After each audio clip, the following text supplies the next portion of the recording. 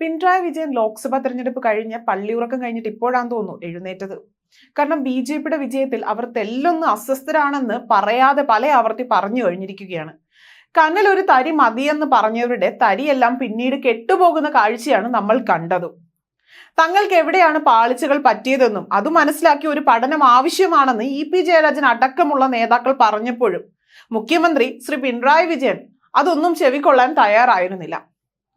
പാർട്ടിയെ നയിക്കുന്ന തലവൻ എന്ന നിലയിൽ സ്വന്തം പാർട്ടിക്കുണ്ടായ പരാജയം തുറന്നു സമ്മതിക്കാൻ മുഖ്യൻ തയ്യാറായിരുന്നില്ല എന്നതാണ് ഇവിടെ ശ്രദ്ധേയമായ മറ്റൊരു വസ്തുത. കഴിഞ്ഞ ദിവസം നടന്ന ധന അഭ്യർത്ഥന ചർച്ചയിലും രാഷ്ട്രീയമായും ഭരണ പ്രതിപക്ഷ അംഗങ്ങൾ രംഗത്ത് വന്നിരുന്നു. കേരളത്തിലെ BJP വളർച്ചയെക്കുറിച്ചായിരുന്നു ഇടത് വലത് നേതാക്കളുടെ ചർച്ച മുഴുവനും നടന്നത്.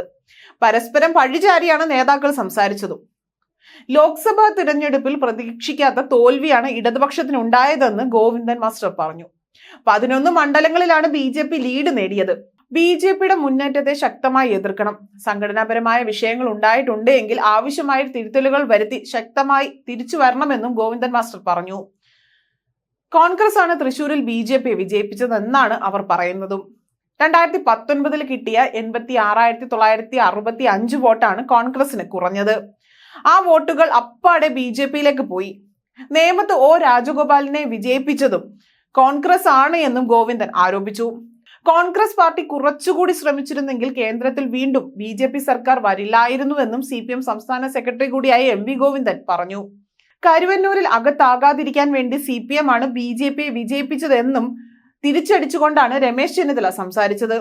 തൃശൂരിലെ BJP വിജയിച്ചതിന്റെ പേരിൽ കോൺഗ്രസിനെ പരിചാഴി MV ഗോവിന്ദന് ആറ്റിങ്ങലിലും ആലപ്പുഴയിലും CPMന് നഷ്ടപ്പെട്ട വോട്ടുകളുടെ കണക്ക് പറഞ്ഞ് രമേശ് ചെന്നിത്തല മറുപടി നൽകി.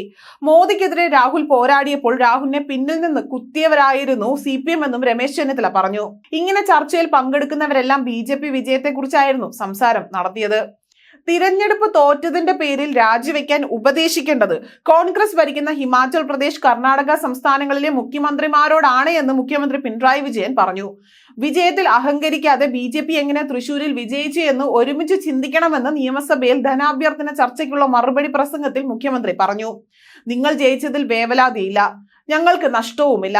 എങ്ങനെ BJP ജയിച്ചു എന്ന് ഒരുമിച്ച് ഗൗരവമായി കാണണമെന്നും പ്രസംഗത്തിനിടെ ചില പ്രതിപക്ഷ അംഗങ്ങൾ എതിർശബ്ദം ഉയർത്തിയപ്പോൾ പറഞ്ഞതിൽ വസ്തുതയുണ്ട് എന്ന് പരിശോധിക്കാതെ ബബ്ബ പറയരുതെന്നായിരുന്നു മുഖ്യമന്ത്രിയുടെ പ്രതികരണം.